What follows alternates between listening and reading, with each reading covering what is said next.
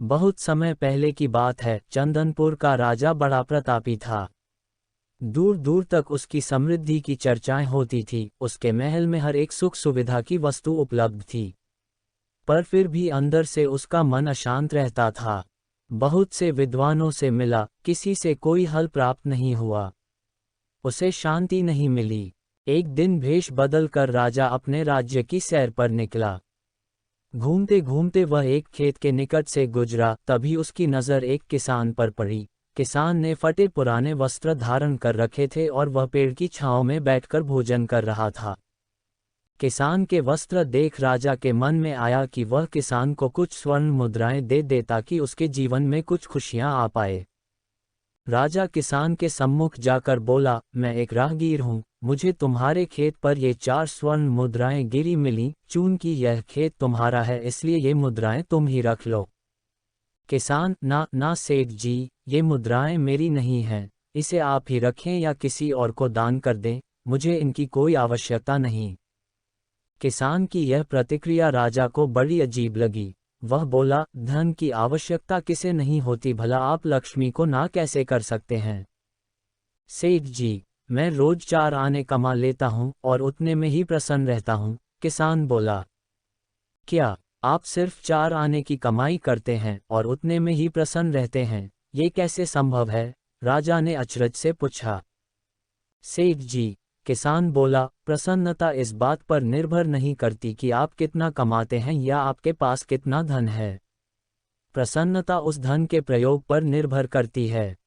तो तुम इन 4 आने का क्या क्या कर लेते हो? राजा ने उपहास के लहजे में प्रश्न किया। किसान भी बेकार की बहस में नहीं पड़ना चाहता था। उसने आगे बढ़ते हुए उत्तर दिया, इन 4 आनों में से एक मैं कुएं में डाल देता हूँ, दूसरे से कर्ज चुका देता हूँ, तीसरा उधार में दे देता हूँ और चौथा मिट्टी में गाड़ देता हूँ। राजा सोचने लगा, उसे यह उत्तर समझ नहीं आया।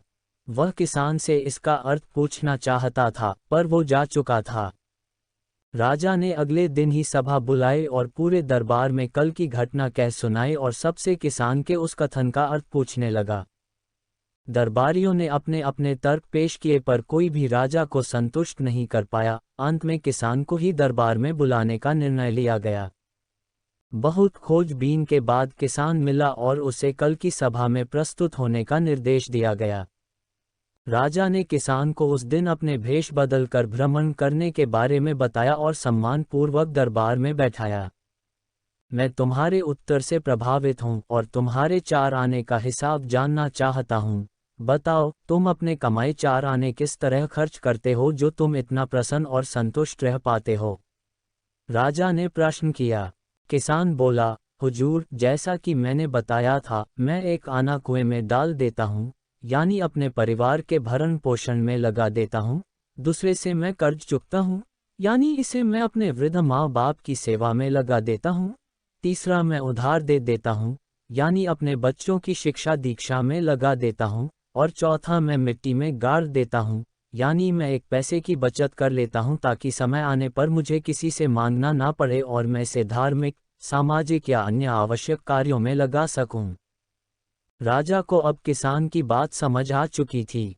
राजा की समस्या का समाधान हो चुका था। वह जान चुका था कि यदि उसे प्रसन्न एवं संतुष्ट रहना है तो उसे भी अपने अर्जित किए धन का सही सही उपयोग करना होगा। देखा जाए तो पहले की अपेक्षा लोगों की आमदनी बढ़ी है, पर क्या उसी अनुपात में हमारी प्रसन्नता भी बढ़ी है? शिक्षा, पैसों के मामलों में हम कहीं न कहीं गलती कर रहे हैं। जीवन को संतुलित बनाना जरूरी है और इसके लिए हमें अपनी आमदनी और उसके इस्तेमाल पर जरूर गौर करना चाहिए। नहीं तो भले हम लाखों रुपए कमा लें पर फिर भी प्रसन्न एवं संतुष्ट नहीं रह पाएंगे।